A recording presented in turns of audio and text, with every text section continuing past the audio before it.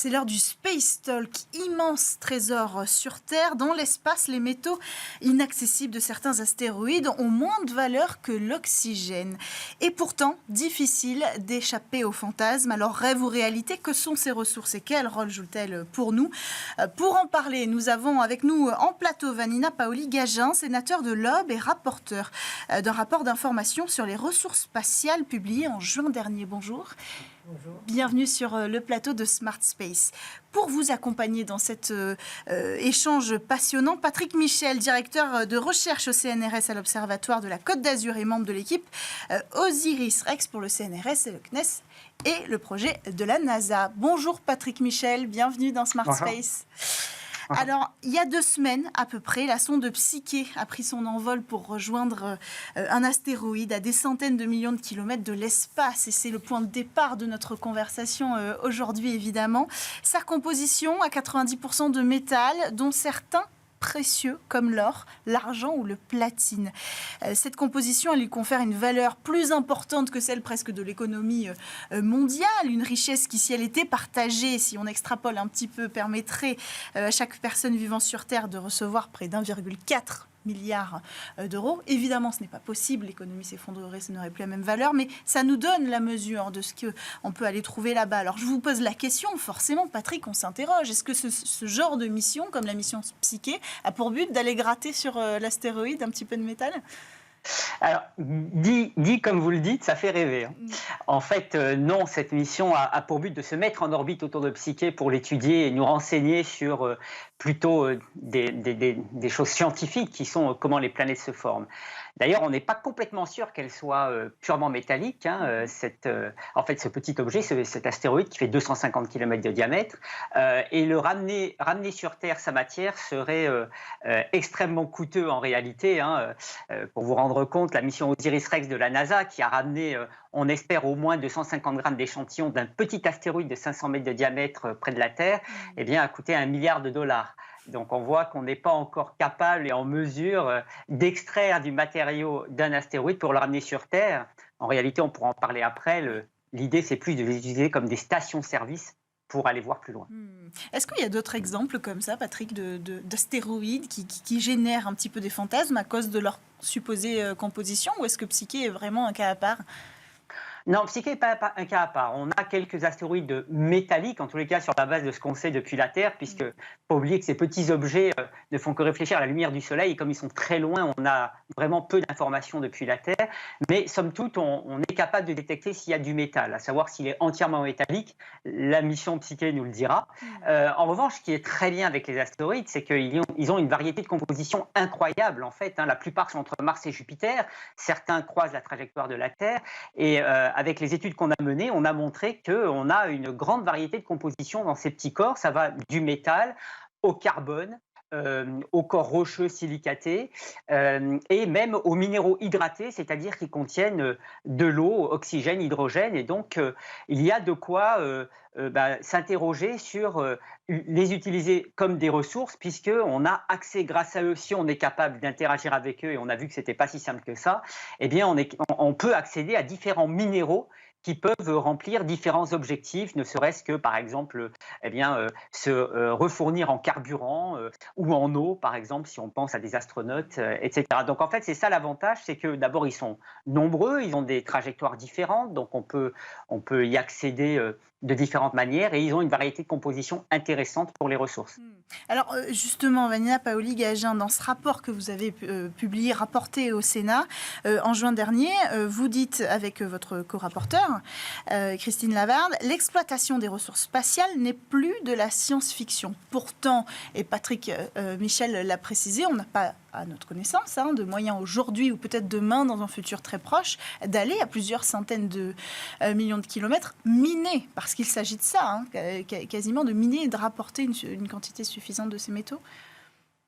L'idée, c'est que, et ça a été dit par notre spécialiste, c'est que c'est la condition sine qua non en fait, du retour sur la Lune qui est prévu d'ici 2030.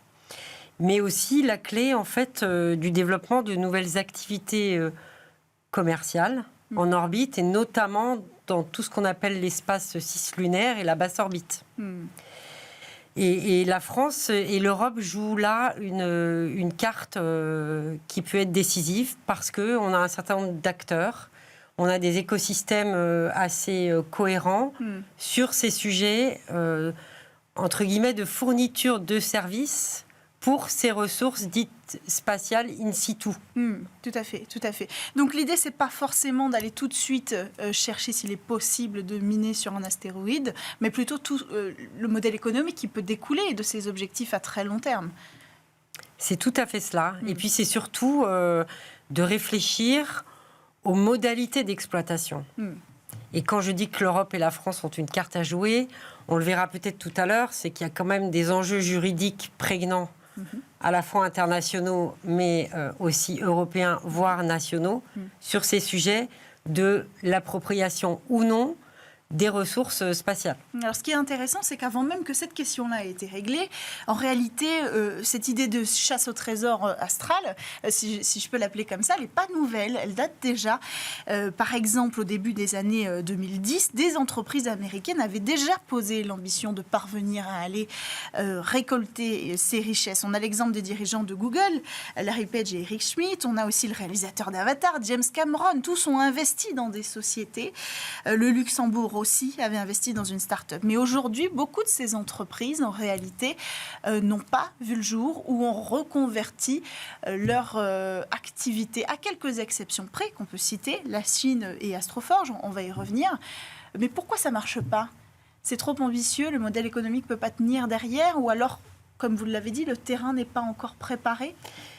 Disons que pour donner de la visibilité et de la sécurité aux investisseurs qui doivent avoir des poches très profondes et qui investissent sur un temps très long dans ces sujets, avec un aléa à la clé qui est très grand, il faut de la sécurité juridique. Cette sécurité juridique, on ne l'a pas vraiment. Et en plus de cette sécurité juridique, et là quand même les États-Unis sont un peu à l'avant de cette course, il faut de la commande publique. Bien sûr. Or, en Europe, on est très... Mais forcément, alors oui, on est sur un tango hésitant, une valse hésitation. On ne voit pas très très bien où on va finalement. Mais est-ce que c'est à juste titre, et peut-être Patrick Michel, vous avez aussi votre regard là-dessus, quand on voit que des investisseurs comme Google sont capables de se dire oui, je vais miser là-dessus, mais finalement on ne voit pas technologiquement aboutir ces projets. Est-ce que c'est qu'aujourd'hui, à l'échelle de l'invention technologique humaine, on n'est pas prêt à faire ça ?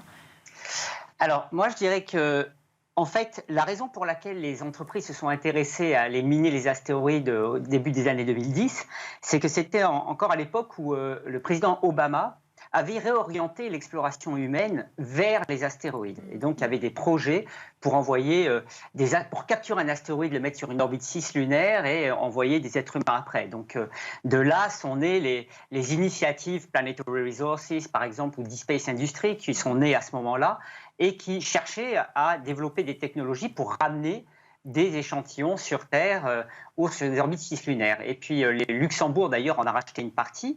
Luxembourg a toujours été visionnaire, donc ils ont anticipé qu'à un moment donné, ça serait intéressant de, plutôt que d'utiliser une ressource sur Terre, on amène le minimum pour plutôt se refournir dans l'espace.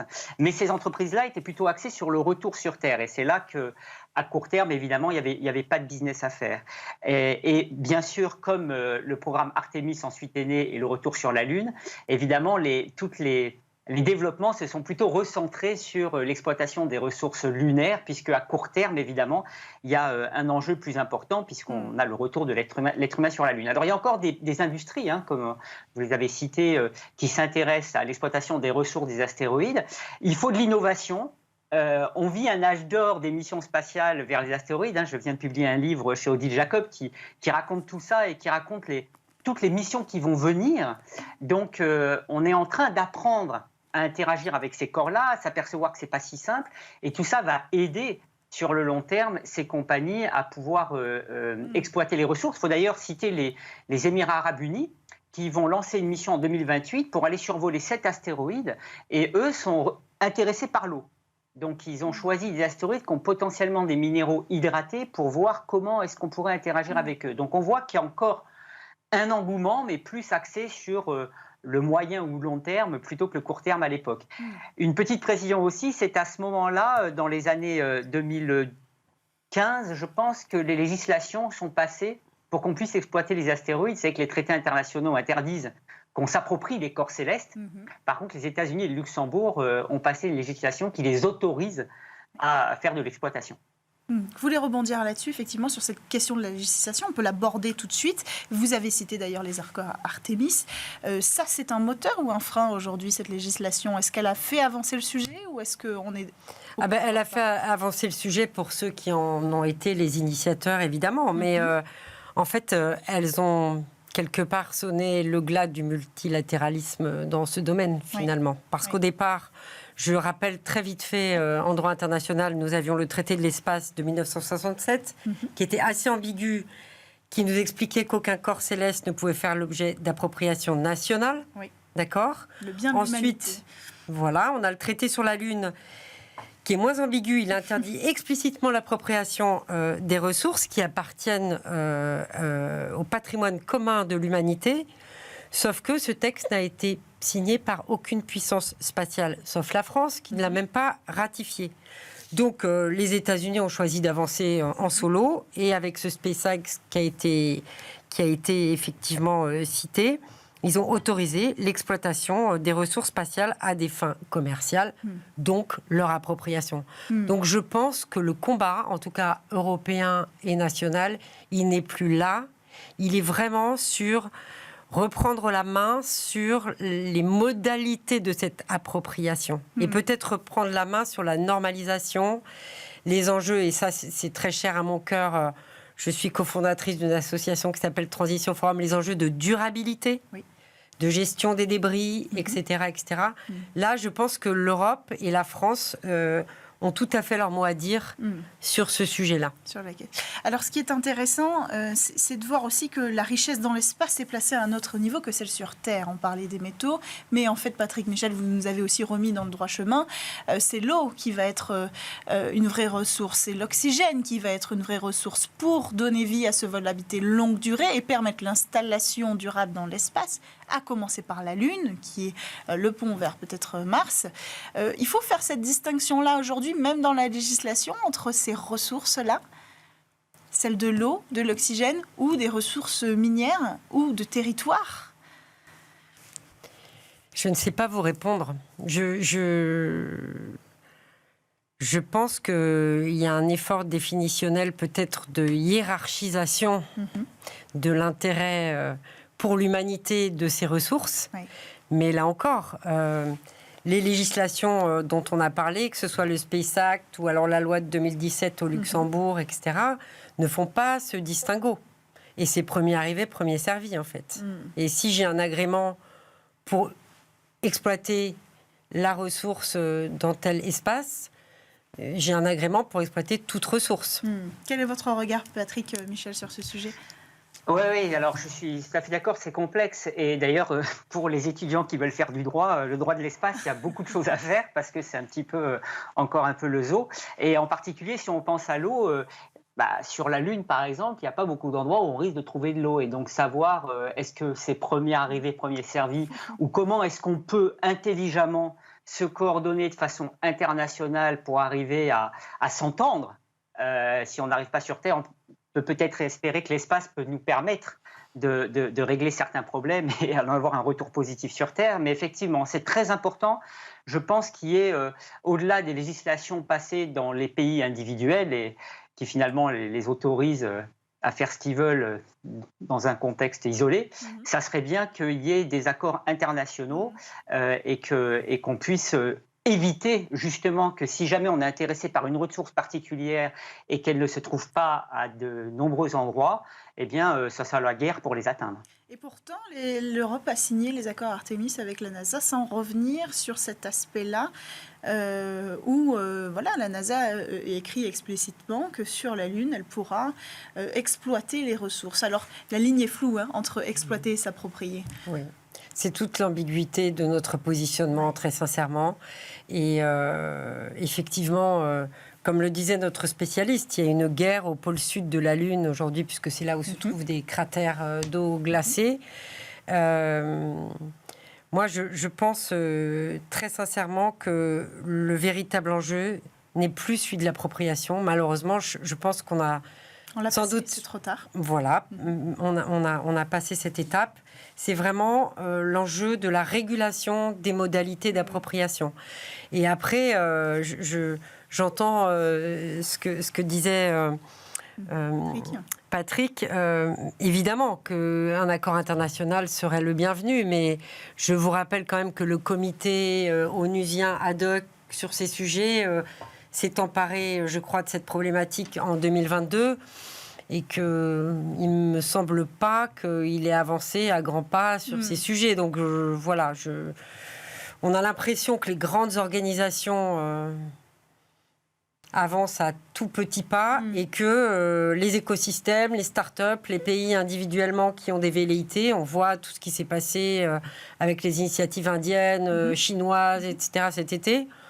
C'est en marche. Donc, Et quid des industriels, quid de ces entreprises? L'entreprise Astroforge, par exemple, si elle veut y aller, miner et revenir, est-ce qu'elle peut le faire aujourd'hui? Est-ce que n'importe quelle entreprise aujourd'hui qui en a les moyens, qui a les fonds nécessaires, peut aller creuser sur la Lune et revenir sur Terre? Sincèrement, je ne sais pas vous répondre juridiquement avec certitude là-dessus, mais après, je renvoie à ce qui a été dit par Patrick tout à l'heure. Il y a un sujet qui est celui de la viabilité d'un modèle économique. Donc, les montants à investir, même si on sait que la Chine a de grands moyens... C'est ça. C'est là le paradoxe. Ramener de l'eau sur Terre, ça n'aurait aucune retombée financière, alors que c'est plus facile de faire ça que d'aller à 400 millions de kilomètres miner des métaux rares, en fait. C'est là où on voit une vraie différence entre, juridiquement, l'exploitation dans l'espace et sur Terre de ces ressources-là, et les modèles économiques qui vont autour de ça. Vous avez parlé dans le rapport de chaîne de valeur. Qu'est-ce que vous vouliez mettre en avant sur ce point? Ce qu'on voulait mettre en avant, c'est le fait qu'en France, notamment, on a des acteurs extraordinaires. On a des grands groupes, traditionnellement, comme Airbus, Air Liquide, Eramet, et aussi tout un écosystème de start-up qui... peuvent être des acteurs très très pertinents de cette chaîne de valeur qui va finalement soit de l'excavation minière proprement dite jusqu'à le stockage de gaz, l'extraction, le stockage de gaz, etc. Mais aussi l'apport de solutions logistiques ou de transport, ou aussi là où on est très fort, c'est tout ce qui est données, puisqu'on a été leader en termes d'observation de la Terre depuis l'espace, en termes de satellites, etc. Donc on a une carte à jouer. Et l'incubateur TechMoon ou encore le groupe Objectif Lune de la NRT sont des écosystèmes extrêmement dynamiques sur lesquels on peut s'appuyer pour constituer cette chaîne de valeur. Mais là encore, il va falloir qu'on apprenne à renoncer, c'est-à-dire à choisir et à se dire on veut devenir leader de la logistique dans l'espace basse orbite, par exemple. On ne pourra pas tout faire et on n'aura pas de capitaux et de poches profondes suffisamment conséquents pour y arriver sinon. Bien se positionner dans cette ruée vers le retour de nos satellites artificiels ou pas. Merci beaucoup Vanina Paoli-Gagin d'avoir pris le temps de venir sur le plateau de Smart Space. Merci à vous Patrick Michel d'avoir pris le temps d'intervenir sur ce sujet. Merci à tous de nous avoir suivis pour cette émission. À la production Lily Zalkin. On se retrouve dès la semaine prochaine sur Bismart.